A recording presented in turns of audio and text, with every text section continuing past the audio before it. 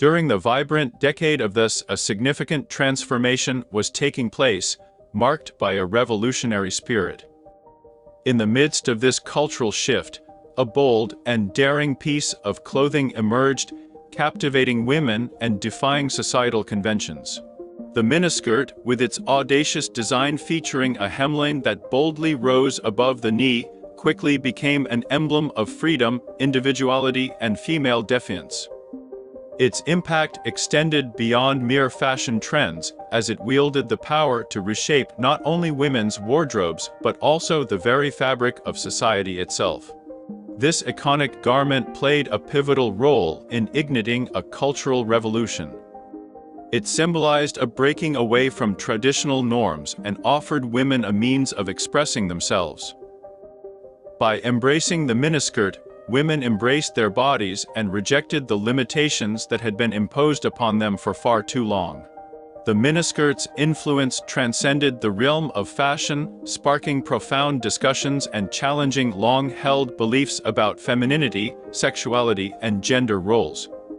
It was both celebrated as a sign of progress and criticized as a threat to established values. However, its undeniable cultural impact continued to resonate long after this. The legacy of the miniskirt remains evident today, as it paved the way for future generations to push boundaries and question societal expectations. It stands as a timeless symbol of empowerment, reminding us that fashion has the power to inspire social change.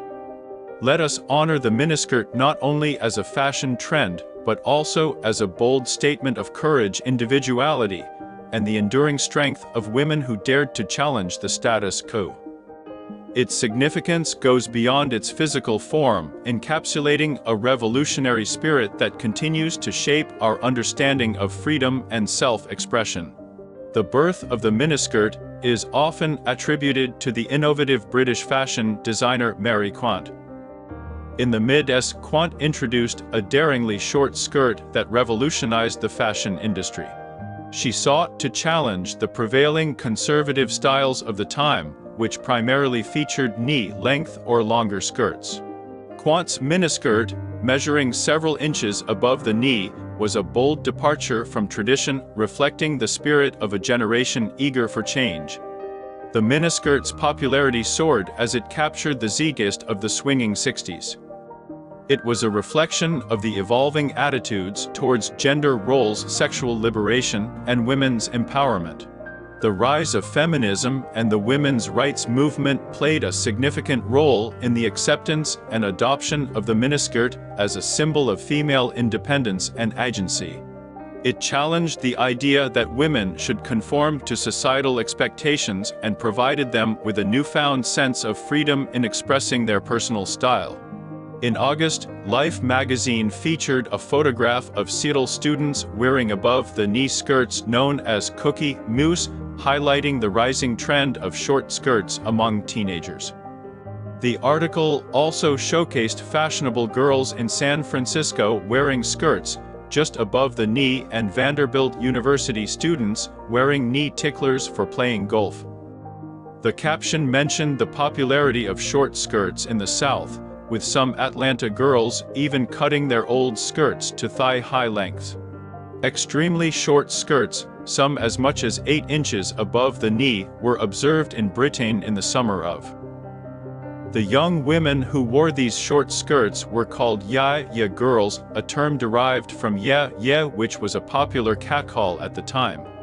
One retailer noted that the fashion for layered net crinoline petticoats raised the hems of short skirts even higher. The standard hemline for public and designer garments in the early 60s was mid-knee, just covering the knee. It would gradually climb upward over the next few years, fully bearing the knees of mainstream models when both Under Courges and Mary Quant showed above the knee lengths. The following year, skirts continued to rise as British miniskirts were officially introduced to the US in a New York show whose models' thigh-high skirts stopped traffic. Many designs had the hem at the upper thigh. Stockings with suspenders, American English garters, were not considered practical with miniskirts and were replaced with colored tights.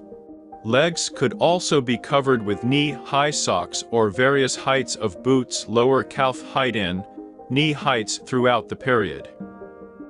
Over the knee and thigh-high boots more, and even boot hose or body boots, tights incorporating a shoe sole and heel to form a waist-high boot, often in stretch vinyl.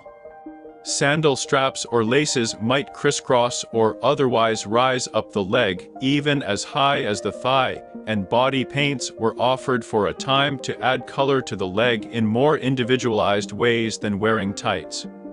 Towards the end of this, an even shorter version, called the microskirt or micro-mini, emerged.